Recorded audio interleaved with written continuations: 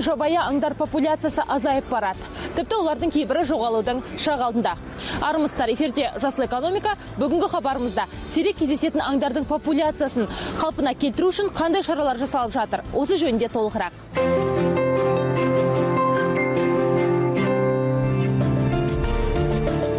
Браконьерлерге қарсы күресті бірнеше мекеме бірлесіп қолға алған. Киікті атып, оның мүйізін заңсыз түрде шекара асырып жіберетіндер азаймай тұр. Қазіргі таңда бұл жануардың мүйізі Қытай, Жапония, Тибет медицинасында аса сұранысқа ие. Бір келісіне $10,000 дейін беруге дайын. Алыпсатарлар киіктің мүйізін өңдеп, ауруына шипа іздегендерге сатып, тиімді бизнеске айналдырған. Әлемдік популяциядағы киіктің 90% Қазақстанда мекендейді. Бұрын Қытай территориясында болған, бірақ қытайлар аулап, атып, оның бәрін жойып кетті. Енді бүкіл осы сұраныс Қазақстан жеріне келіп тұр, ойлаңыз. Енді бүкіл әлем бойынша басқа ел мемлекеттерінің қаскерлері, браконьерлері біздің киікке келіп аулап жүргізіп жатыр, заңсыз. Енді 2004 жылдан бастап бізде үкіметтің қаулысы бар. Киікті аулауға тыйым салу жөнінде. Бірақ оған қарамастан қазір киіктің аулауы түспей тұр. 30 жыл бұрын киіктің әлемдік популяциясы 1,200,000 болған. Соңғы санақ бойынша олардың саны 108 мыңға дейін түсіп кеткен. Орал популяциясында 70,400, Үстірт 1,900, Бетпақдала популяциясында 34,200 киік бар. Қоршаған орта жанашырларының басты міндеті осы санды көбейтпесе, тым болмағанда азайтып алмау. 2015 жылы ақбөкендердің жаппай қырылу фактісі тіркелген болатын. Себебі анықталмады. Бұған дейін олардың популяциясы 300 мың еді. Қолға алынған бұл шараның басты мақсаты халықты аталған ауқымды шараға тартып, браконьерлермен күресті күшейтіп, киіктің санын арттыру. Хабарландырулардың таралуына бөгет болу. Енді бүкіл жойып тастау бұл өте қиын шара, бірақ таралуына осылай бөгет болсақ, кішкене бұл да бір шама шара болады. Ең бір жаман нәрсесі бұл осы хабарландырудың таралуына қатысты ешқандай заң жоқ. Яғни адам барып осы киіктің мүйізін сатып аламын деген мүйізі бар. Көшеде остановкаға, подъездға бар, жапсар салса немесе интернетқа бір жерге салса, оған ешқандай заң әсер етпейді. Яғни осы мақсатта қазір ішкі істер министрлігі жұмыс жүргізіп жатыр. 399 бап қылмыстық кодексіне өзгертулер мен толықтырулар енгізу бойынша. Яғни бұл шараның қорытындысы баратында ол осы статьяның өзгеруіне негіздеме болып табылады. Заңның арнайы бабына сүйеніп, ішкі істер министрлігінің қоршаған ортаны қорғау полициясы өткен жылы 60 адамды әкімшілік жауапқа тартқан. Оларға айыппұлдар салынған. Мұндай шараны қоршаған ортаны қорғау полициясы ұдайы жүргізіп келеді. Сотрудникам природоохранной полиции МПС ДВД города. Біз киік мүйізін заңсыз саудалаумен айналысатын адамдарды бақылауда ұстаймыз. Базарлар мен жәрмеңкелер біздің назарда.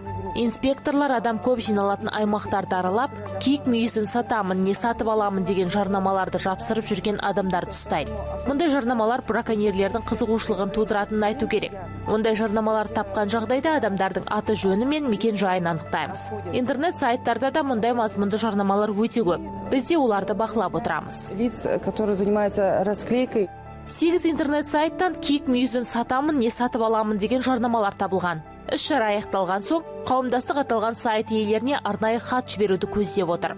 Ондағы мақсат аталған мазмұнды жарнамаларды сайт бетіне орналастырмау.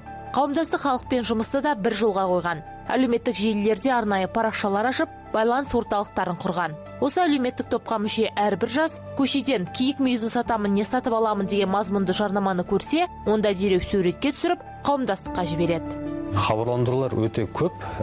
Ең көп хабарландырулар Ақтау қаласынан табылды. Бір қаланың өзінде 60-тан астам хабарландыру табылды. Ең көп айтқанда сатып алатын адамдар ол Қарағанды қаласынан табылды. Ол бір Қарағандының өзінде 8 түрлі адамның объявлениесін көрдік.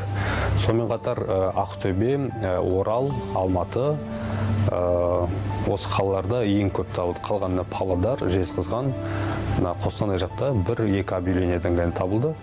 Бұл енді әзірше біздің 2 айлық шараның бірінші айлығының, яғни қорытындысы. 2 айлық шараға Ауыл шаруашылығы министрлігі, жануарлар әлемі және орман шаруашылығы комитетіне қарасты Охотзоопром республикалық мемлекеттік құзырлы кәсіпорында қатысып жатыр. Айта кетейік, өткен жылы бұл мекеме 69 инспектор мен 24,6 миллион гектар жерде 14 мобильді топпен киіктерді қорғау жұмысын жүзеге асырған.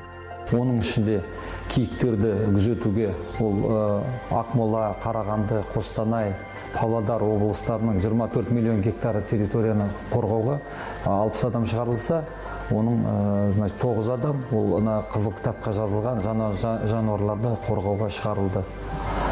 Барлық мобильдік топтар керекті жол талғамайтын көліктермен және қаруларымен, арнайы құрылғылармен жабдықталған. Өкінішке орай, енді біз биыл 18 қылмыс тіркелді.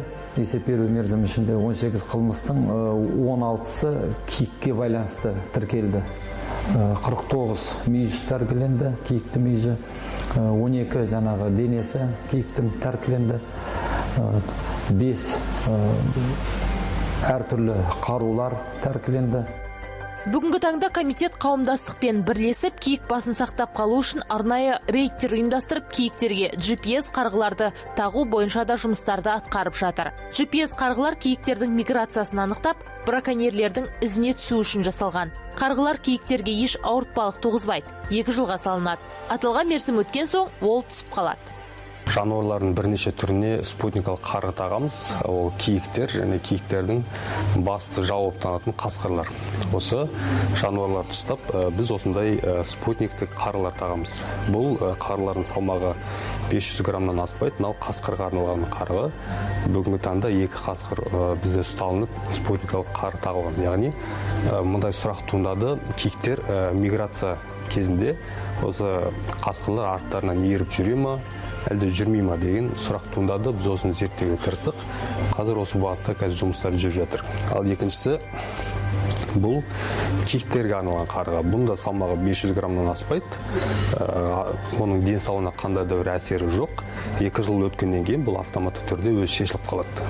Енді айтқанда 2 жыл бойы киіктің қай жерге барғаны, көші-қону жайында бізге өте құнды, бағалы ақпараттар беріп отырады. Киіктердің көп таралған аумағында қауымдастық тақырыптық клубтар ұйымдастырған. Батыс Қазақстан облысының Казталовка ауданының 2 ауылында, Қостанай облысының Жангелдин ауданына қарасты 2 ауылы мен Ақтөбе облысының бірнеше ауданы мен елді мекендерінде киіктерге қатысты табиғат жанашырларының клубы бар. Осы жердегі кісілердің экологиялық мәдениетін көтеру бұл басты біздің бағытымыз болып табылады. Сондықтан біз үлкен кісілермен емес, балаларды жастайынан тәрбиелеу жұмысына өте үлкен көңіл бөлеміз. 2011 жылы бізде ең алғаш клубын ашқан болатын Шалқар қаласында, Шалқар ауданы, Ақтөбе облысында. Бұл клуб қазір өте жоғары деңгейде жұмыс жасап отыр. Оның жұмысының қазіргі тәжірибесі Шалқар аудандағы үздік клубтардың қатарына енген. Және аудандық білім бөлімі ол клубты байқанда тәжірибелі клуб ретінде басқаларға үлгі тұтып ұсынады. Және осы клубтың тәжірибесінде біз басқа өлкелерден осындай клуб ашылғанбыз. Қазір ғана 9-ға жетіп отыр. 2017 жылы әлі 4 клуб ашу бізде жоспарымызда тұр. Халықпен жұмыс істеу барысында арнайы стикерлер жасалынған. Киіктің сақталуына ат салсамын деген әрбір табиғат жанашыры оларды алып жарнамалардың үстіне жапсырады. 2 айлық іс-шара аяқталған соң қолда бар мәлімет құзырлы органдарға беріледі.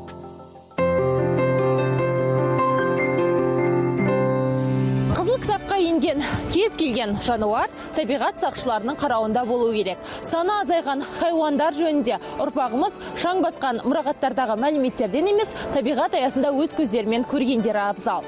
Әрбір жабайы аң, мейлі ол түлкі, қасқыр не киік болсын, экожүйенің маңызды бөлшегі. Онсыз табиғат үйлесімділігі болмайды. Бүгінге осы жарқын болашақтың бастауы болатын жасыл экономика бағдарламасымен бірге болыңыздар. Эфирде келесі көріскенше.